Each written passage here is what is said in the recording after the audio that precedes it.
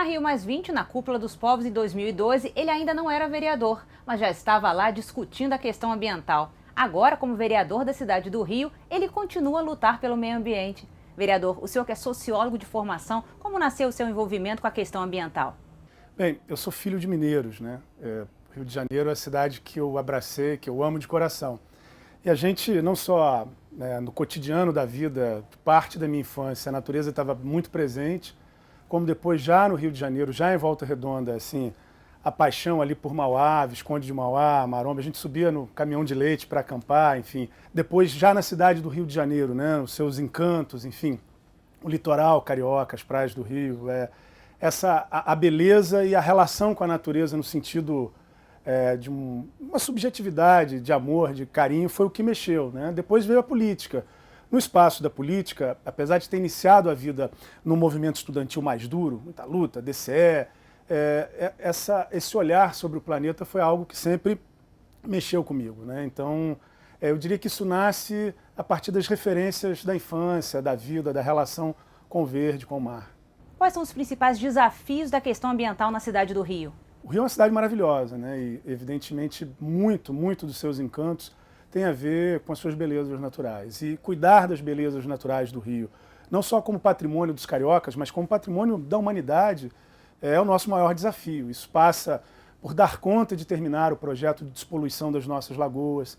Isso passa por uma outra lógica onde o turismo sustentável possa ser implementado na cidade, gerando recursos, gerando emprego, mas fundamentalmente preservando aquilo que a gente tem de mais maravilhoso, de patrimônio, né? Eu diria que o enfrentamento da mobilidade urbana é uma questão também muito importante. Hoje a emissão de CO2 pela quantidade de automóveis na cidade do Rio de Janeiro é absurda, fora o que isso gera em termos de investimentos. Nós podemos construir vias e mais vias, e com o carro, enquanto transporte individual, nós não teremos solução. A bicicleta, o deslocamento, né, por outros meios de transporte são desafios fundamentais, não só para o Rio, mas para toda a grande megalópole, né? Hoje nós somos uma megalópole.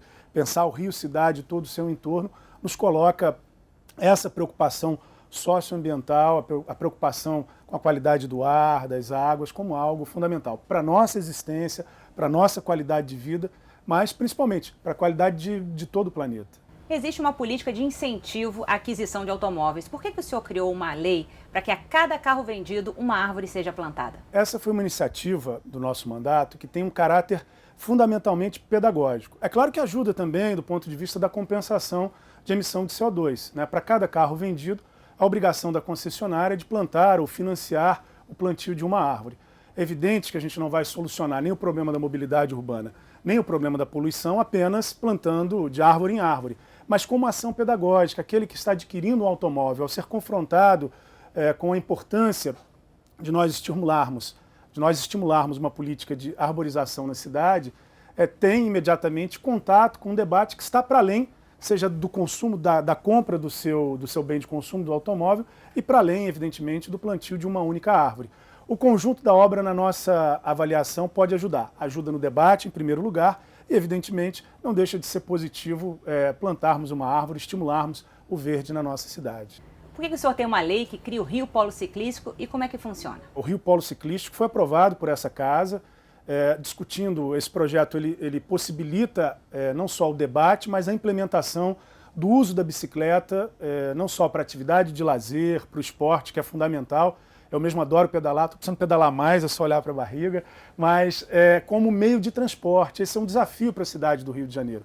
As grandes metrópoles, né, como a nossa cidade, a bike, a bicicleta precisa ser usada como meio de transporte. Para isso a gente precisa não só das ciclovias, mas também das ciclofaixas, de uma política de segurança no trânsito, não só sobre a lógica do motorista, do motorista do automóvel, da motocicleta, que é evidente que é fundamental ser conscientizado, mas do próprio ciclista.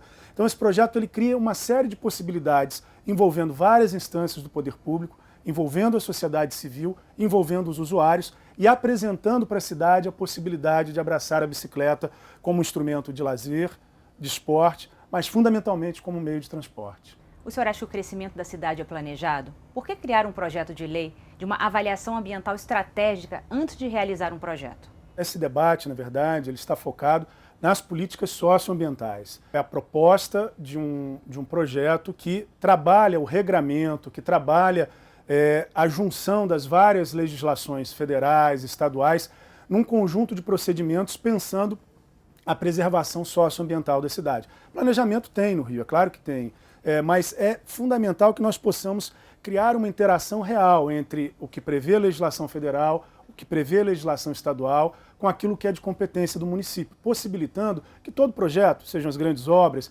sejam as intervenções mais simples, como a construção de uma casa em locais onde você tem áreas verdes, ou a inexistência de áreas verdes que precisam ser estimuladas em determinadas regiões onde há um adensamento populacional, onde há uma liberação maior para o investimento em construções, enfim, é uma perspectiva de oferecer à cidade, de criar e organizar o regramento para estimular a preservação socioambiental. Ele tem um foco na prevenção, mas ele possibilita a discussão da política ambiental na cidade do Rio de Janeiro.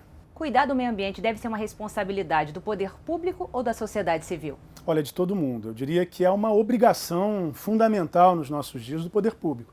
É o responsável por formular políticas públicas, não só as políticas ambientais especificamente, mas o conjunto das políticas urbanas, no que diz respeito ao município, as políticas de mobilidade urbana, não é? Mas é uma obrigação hoje para além do poder público.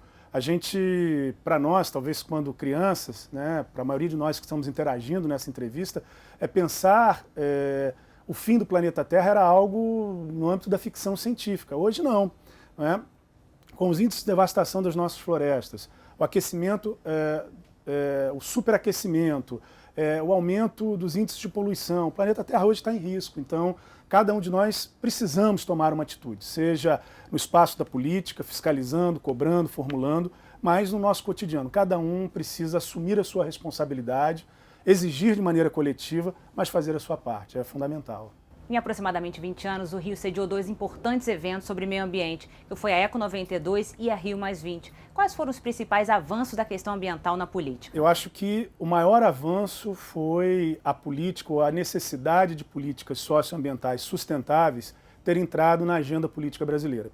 Acho, e participei ativamente da campanha de Marina Silva no primeiro turno, foi uma pauta central de nossa campanha, acho que isso foi fundamental como contribuição, como colaboração.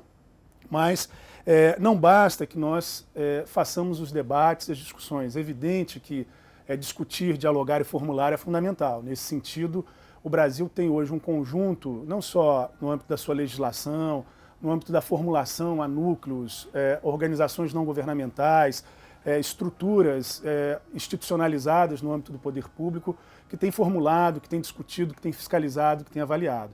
Mas nós precisamos fazer mais. Efetivamente isso precisa ser incorporado nas agendas políticas. Não pode ficar só como uma promessa de campanha ou um debate na época da eleição. Cada um de nós, sejam os que estamos vereadores, sejam aqueles que estão no executivo, mas mais ainda, a sociedade civil, os movimentos sociais precisam incorporar essa pauta de maneira coletiva para que ela vire realidade. Esse é o grande desafio, tomar a política socioambiental de maneira sustentável, como uma política estratégica do nosso dia a dia. Esse, para mim, é o maior desafio que ainda está em aberto. Vereador, muito obrigada pela entrevista. Obrigado a você. Foi um prazer. Valeu.